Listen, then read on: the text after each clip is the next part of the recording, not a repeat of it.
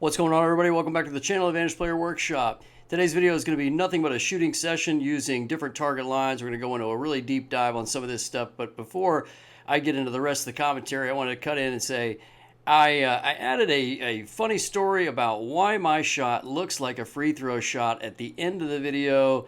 It's towards the 20-minute mark or something, so stick around for that, and I think you'll enjoy it. Video, we're going to do something a little bit differently, a little bit back to what we had done in some of our earlier videos. Like I said, we're just trying to remake some of the earlier ones that we deleted now that we got a full table, and we're going to be making some changes to the table. So this might very well be the last one that you see in this fashion. We're going to move it around a little bit, modify a couple things. But for those of you that have been with us from the beginning, we really appreciate it. Thanks for the members that are still with me, and all the subscribers. And if you aren't a subscriber, please hit that like and subscribe button, and follow the rest of our stuff as we add it. Today's video, we're going to do nothing but a throwing session, and we're going to do a little bit deeper dive on target lines and why it's useful and how it's useful and what you can do, how you can tailor it to your game when you're looking for a particular result, whether it be on or off axis, hitting certain numbers, sniping numbers, extending your rolls, and so on. So this one here went on for 4 rounds. Each round had about 15 to 20 dice in it. The first one only had 16. The rest of them had right around 20. Only because I think I was missing some dice in the first run. But we targeted a specific spot on the table as indicated by the green laser level in the background, as you can see. Now we pretty much hit our spot almost every time, within an inch or two to the right or the left. And then, how far away it landed from the wall, that's always going to be a little bit, it's going to vary a little bit. But we're pretty consistent, as I think you've noticed. And, despite my ability to hit the spot on a regular basis, right, my on-axis, off-axis results are far different than what they claim in these books, like you see in the background, that you need to achieve to have success.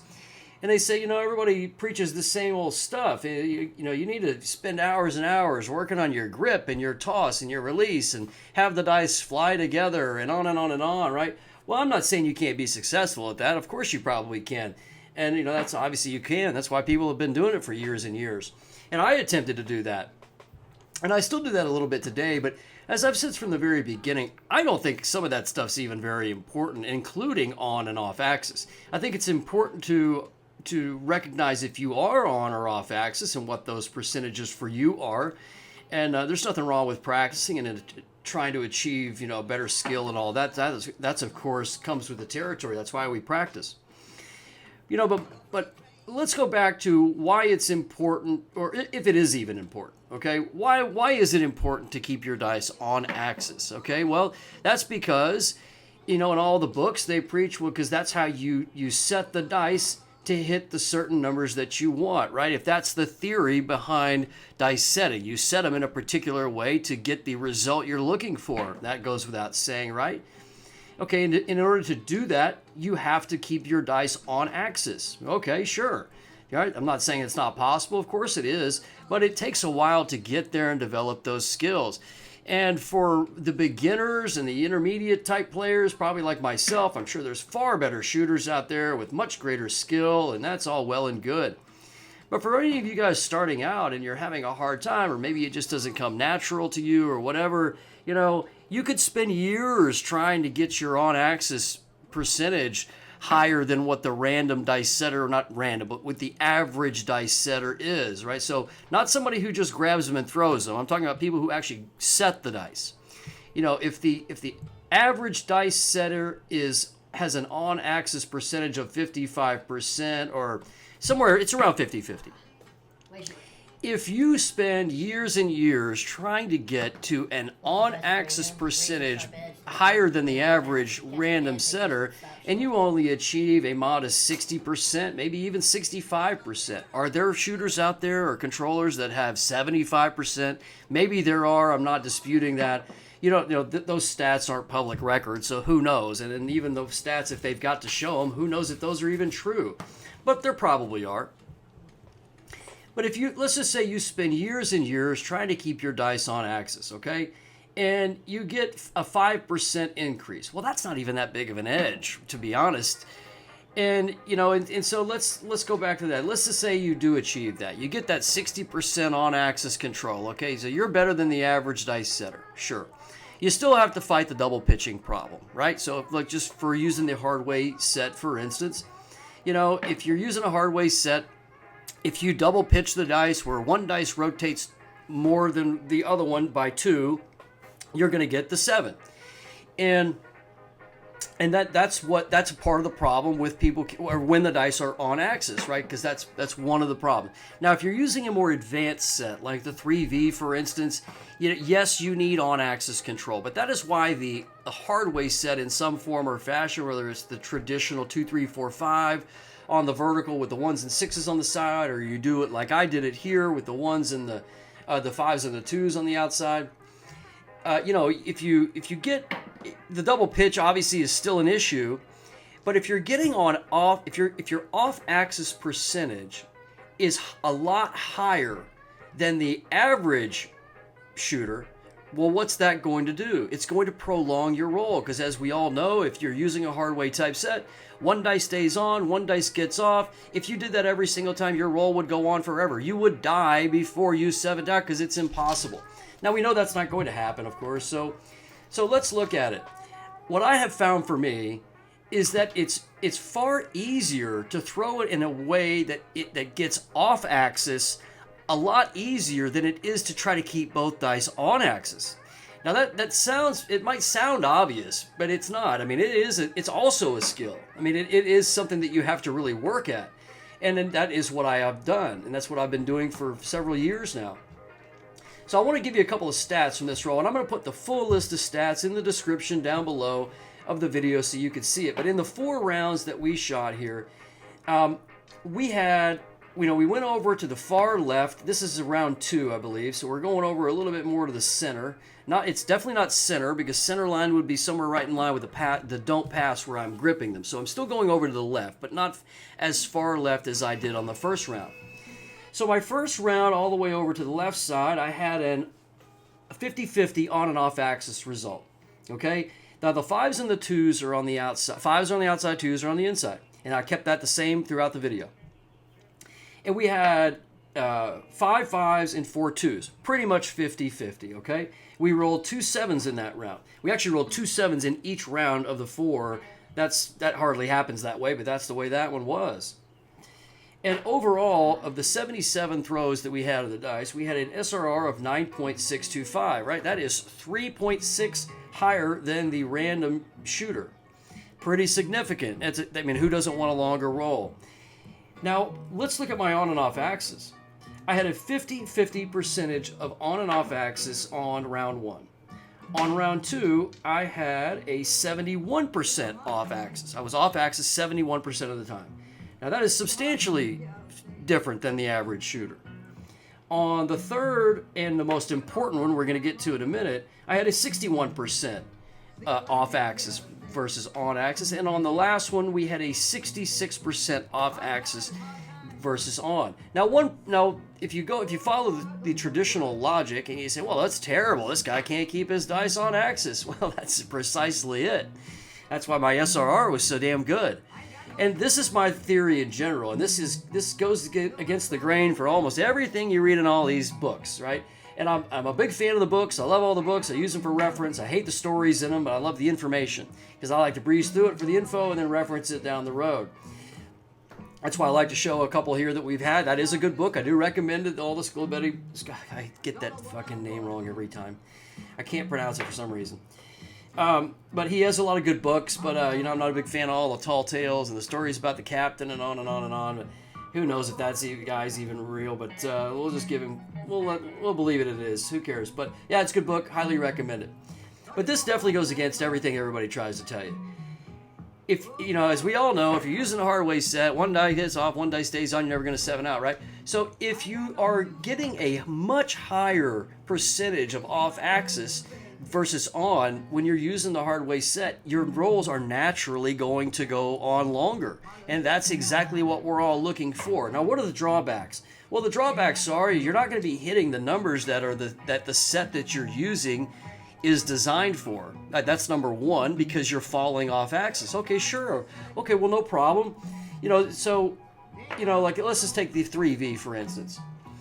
If you're falling off axis a lot more than the random shooter, you don't have good on-axis control, right? You're going to be rolling a lot more 7. So that's definitely not the set for you. But if you're just starting out and you're having a hard time keeping the dice on axis, definitely going to be using the hard way set. But if you do a hard way type set and you're getting a consistent off-axis number like 65 to 70%, which is somewhere in the neighborhood of 10 to 15% higher than the average, well, your rolls are going to go on longer. You're going to have more success. Now that's one part of it. Now let's look at the other part. Now in round 3, and I pretty much call this because I've been doing this for years, doing it this way. In round 3, I targeted all the way over to the right corner. I move the laser, that's coming up, and I'll make sure I make that sound available because I pretty much called it. And I said that on this one here, we're going to shoot over into the right corner. We're going to be using a crossing the line type throw, where it means my hand is traveling across the line. So I'm actually letting them go right around where the center line, where it is, and then they fly over into the corner. And what ends up happening is that they catch a right edge, they trap in the corner, and I end up getting a 2. Now, I don't have a slow motion camera going or any of that because I think all that's a big waste of time. Who cares what all that shows? It's all about the end result. And I pretty much call it and I show it like I've shown many times of how I'm going to snipe a number like the 1-2-3 or the 6-5 yo, doing it this exact way. And so before you spend the next 5 years of your craps career trying to keep the dice on axis, if you're having trouble doing it, if you can do it, by all means, go at it. And then you could follow all the logic that's in all those books.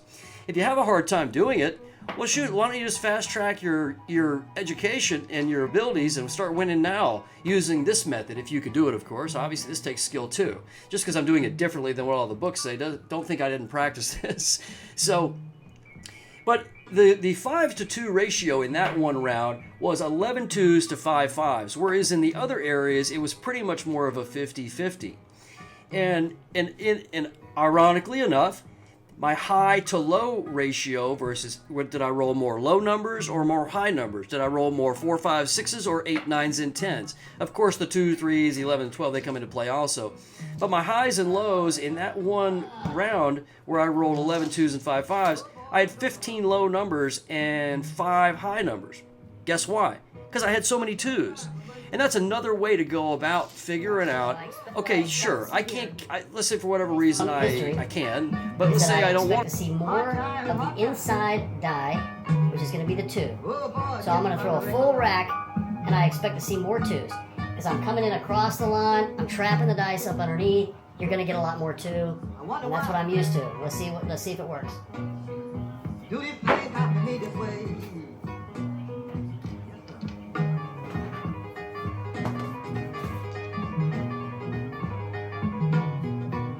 I wonder why. Do this thing happen to me this way? Well, I have yet to hit the spot, so if I can even hit the spot. Hard time. Oh boy, seem like they're here to stay. We hit the spot, we trapped the dice, but trapped it on the 3 with the vertical axis. We have yet to hit it once. There we go. Alright, well, there's 1.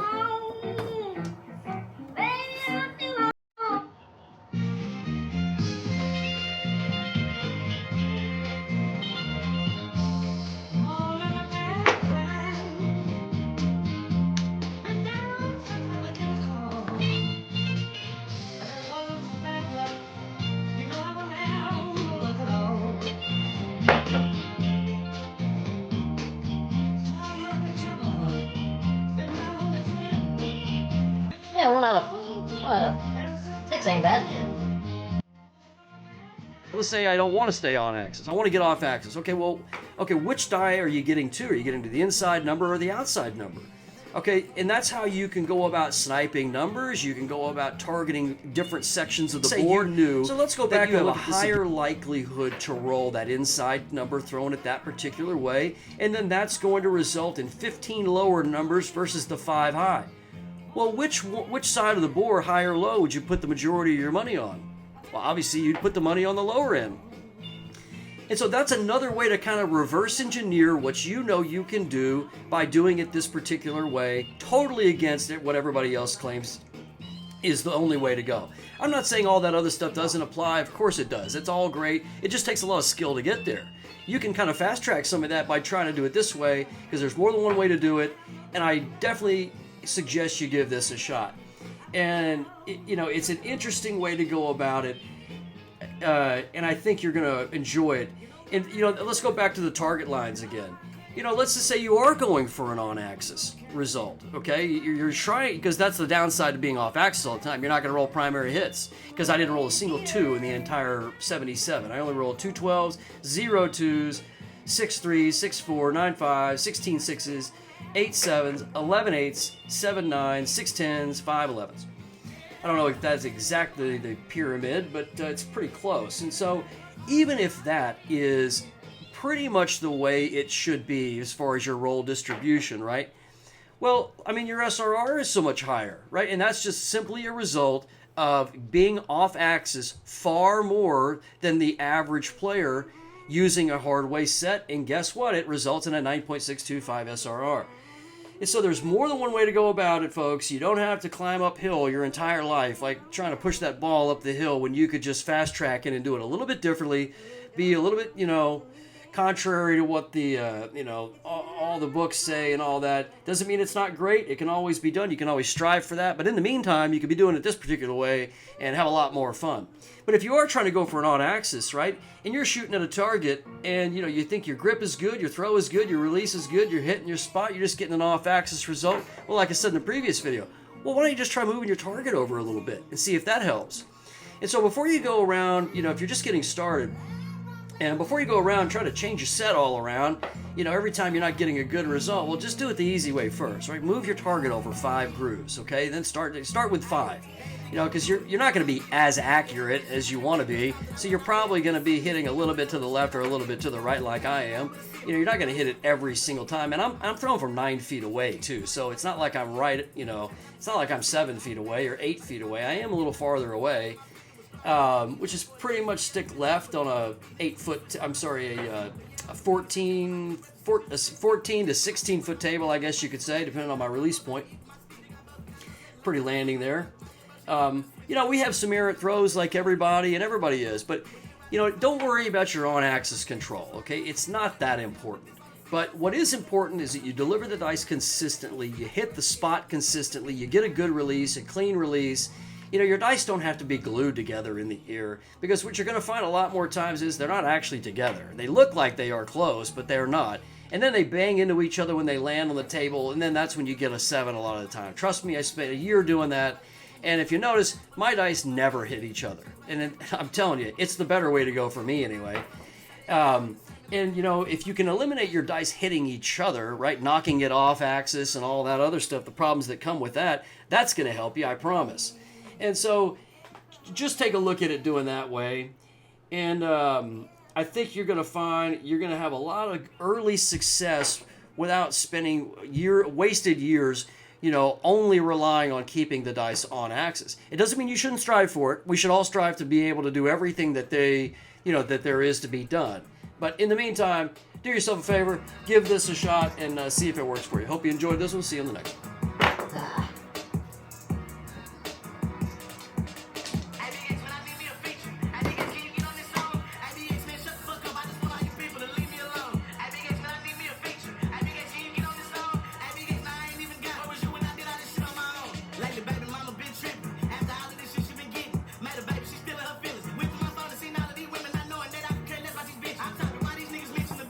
Watching me when they could be getting richer. Probably mad 'cause they can't get the 6. I done lost all the love that I had.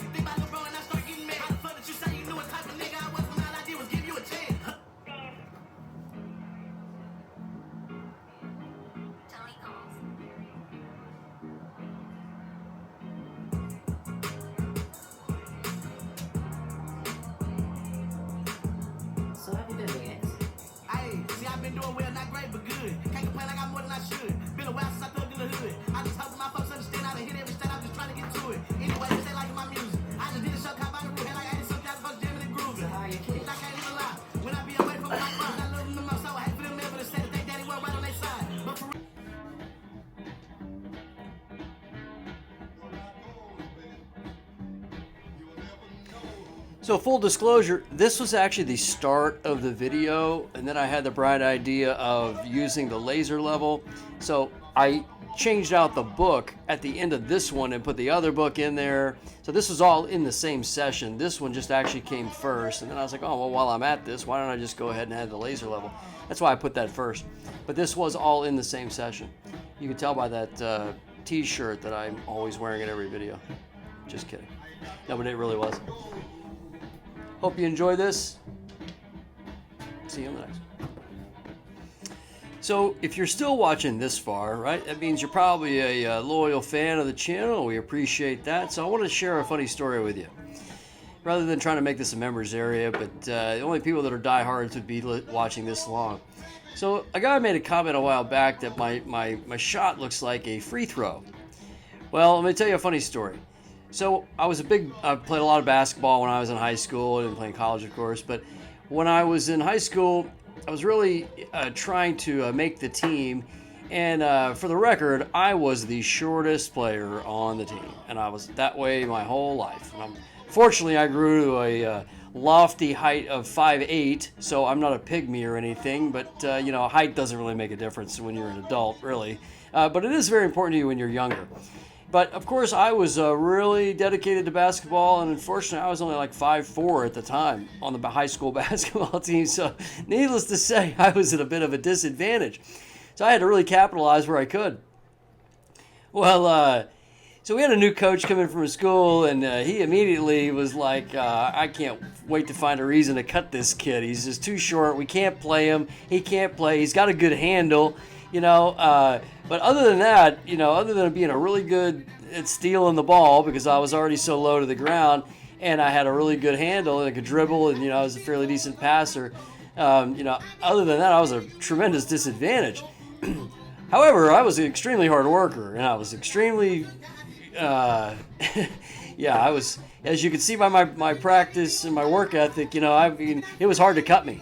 He couldn't find a good reason other than the fact that, you know, I just couldn't compete with the other kids, you know, the other kids on the team. And so, so he, at the very beginning when he got hired, he goes, hey, we're going to raise money for the high school basketball team. And we're going to have what's called a free throw-a-thon. And you're going to get a sheet. You're going to go out. You're going to get pledges. You know, we're all going to shoot 100 free throws. You're going to take the sheet around, and everybody you know, your friends, family members, whatever, whoever you can find, to donate a dollar or a quarter or a nickel for every free throw that you make over 100 or of the 100.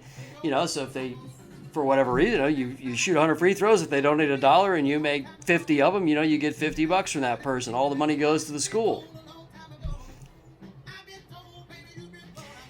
So, you know, I knew that this was at least the one opportunity I had to, you know, make the team and to show that I had some value to the team. And so, you know, I took the sheet and then you know, unfortunately, this is not proud of this story, but it is part of the story, so I might as well share it. I was also playing a lot of pool at the time, and I was hanging out in the pool hall. I didn't have my driver's license yet because I was only a sophomore, but I was hanging around the pool. It was a lot of pool hustlers, a lot of shady characters, and kind of taught me a few things I wish I had learned. It's benefited me numerous times throughout life, but it's also hurt me a couple of times. Well, it just kind of put me in the mindset of knowing how to, you know, do a few things that weren't exactly forthright and honest. So I saw an opportunity. So I basically made a copy of the sheet, and I would ask, and I'd have both copies with me at all times, and I'd ask somebody to pledge me for the basketball team, and I told them what it was all about, and they go, oh yeah, sure, we'll do that. And I'd say, well, would you like to donate? Or what would you like to pledge for me? And you know, they take one look at me and they go, oh, this kid, he can't, you know, like, what? How many is he gonna make? 20? And say, oh, well, you know, we'll donate a quarter, we'll donate 50 cents, we'll donate a dollar. You know, obviously all my family members would donate, you know, a couple of bucks. And so, and any time if they said they would donate over 50 cents, I would put it on one sheet. Anything under 50 cents, I would put it on the other sheet. And then, of course, you know, the event came. And before the event got there, by the way, I was practicing nonstop in the driveway because that's what I do. I just practice. And so, because that's just how I am. Same with golf, same with pool, same with this, same with everything. Well, the event came around, and I I shot 87 out of 100. I was second to the stud point guard. His name was Jared Lang. And he shot 88, actually, beat me by 1. And everybody else on the team didn't even break 75. And so he and I were the only two that broke 80, and we were 1 away from each other. And at 5'4" tall, you know, it's all you can do just to get the fucking ball to the rim, right? So, but I was so damn practiced. Plus, I had that extra motivation that I knew I was keeping every fucking dollar over 50-cent pledge. Well, everybody was pretty much blown away. They couldn't care less about Jared Lang. They expected him to never miss one. But everybody couldn't believe that I made 87. But it's all right there out in public. I mean, we all took turns, you know, in the gym. You know, you got 6 baskets. You know, you got 4 practice ones on the side that lower down. Then you got the 2 main ones on either end. So it's all right there out in front. You know, everybody just takes turns. You rotate a basket. You shoot, I don't know what it was, 20 or something. You move over and you keep shooting. You turn it in. And then you go around and you collect all your money. Well, I had a great idea, and my performance was obviously pretty good, but my judgment was off. And so, unfortunately, when I turned my sheet in, I turned it in with the money, then I went around to my own sheet and collected all my own money, pocketed the money. And so, which I'm not proud of, but that is what it was. Well, unfortunately, one of the fucking teachers is the ones that I kept. God damn it, these fucking dogs. I should have known better than to pocket any of the faculty's money, because in the fucking teacher's lounge, she went on and on raving about how great I performed and couldn't believe it, and how she had to pay me so much money. And the coach looked, he thought that was funny. He didn't turn any money in that was over like a quarter or whatever it was. So he went back and looked and found that teacher's money wasn't on my sheet. I got found out. I got kicked off the basketball team, so all my efforts were for nothing. And so then it was strictly the pool hall for me for the rest of my life. Pretty much been hanging out there ever since, on and off. So that's how that one went. I thought you'd enjoy it. And that's essentially why my shot looks a lot like my free throw shot. Hope you enjoyed that.